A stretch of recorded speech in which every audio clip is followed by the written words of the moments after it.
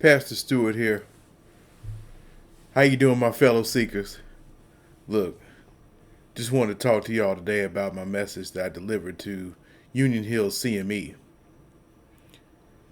The title of the message was "Don't Let Paul Get You in Trouble," and I've done an entire series leading up to uh, this particular message this morning, and I gave a bunch of examples about Paul, how Paul is ambitious, how Paul mocks people.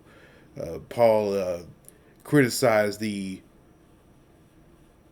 party of circumcision early on in the early church, saying that he would wish they would go even too far beyond circumcision and commit castration. He also talks about women in the church, saying they can't tell a man what to do and they should effectively sit back and listen. But there's context to that, because he also praises Priscilla and Junia and Phoebe, early church mothers of which we wouldn't have a church today had it not been for them.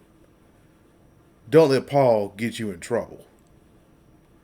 So when we hear fundamentalists using Paul as a gatekeeper, you must automatically think to the scripture that they're using. You must go look at that scripture yourself and understand that Paul is still a human being. He's ambitious. He's got anger issues. But Paul is at his best when he talks about love is the greatest of these values and reaffirms what Jesus said. When Jesus in Mark 12:30 through 31 says to love God and love your neighbor as yourself, that these are the two most important commandments.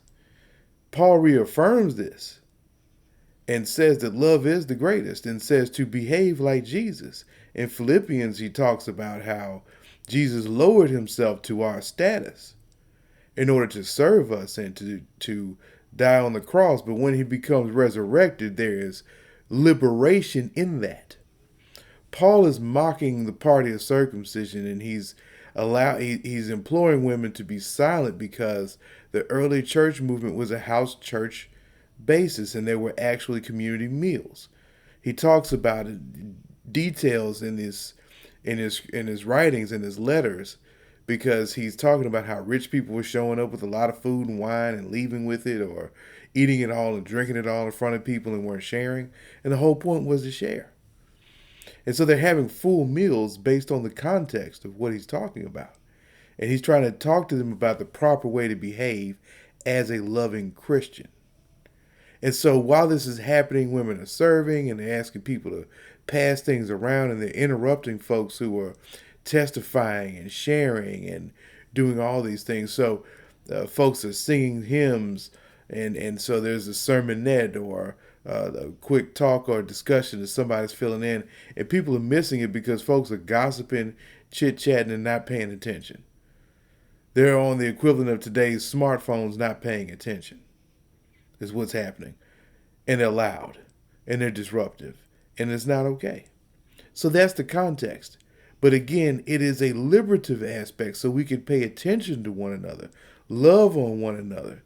And it's the one anothering where Paul is also at his greatest, to implore us to continue to love one another as ourselves, but most importantly, to love God. Love your creator. God is your creator. That's all there is to it. And so I know that there's a lot of fundamentalism out there that hurts the soul, it hurts the spirit. It's exclusive, it's gatekeeping. But allow your soul and your spirit to be liberated, and to follow those who allow themselves to be resurrected, and also to suffer for you too.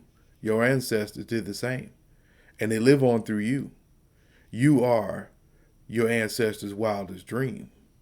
You are also a liberating force by the very fact of how you live. You go to restaurants they couldn't go to. You live in neighborhoods they could never dream of living in. They weren't even built at the time that they were around. You shop places where they could never be allowed to shop. And so you are the resurrection of your ancestors' past, and a freeing spirit as you walk this earth. Just understand that. So don't let Paul get you in trouble. for all you fundamentalists out there.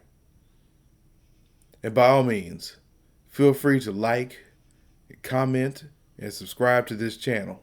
My fellow seekers, we are going to dismantle the structures that oppress us and hold us back and suppress our spirit and make us feel a certain kind of way.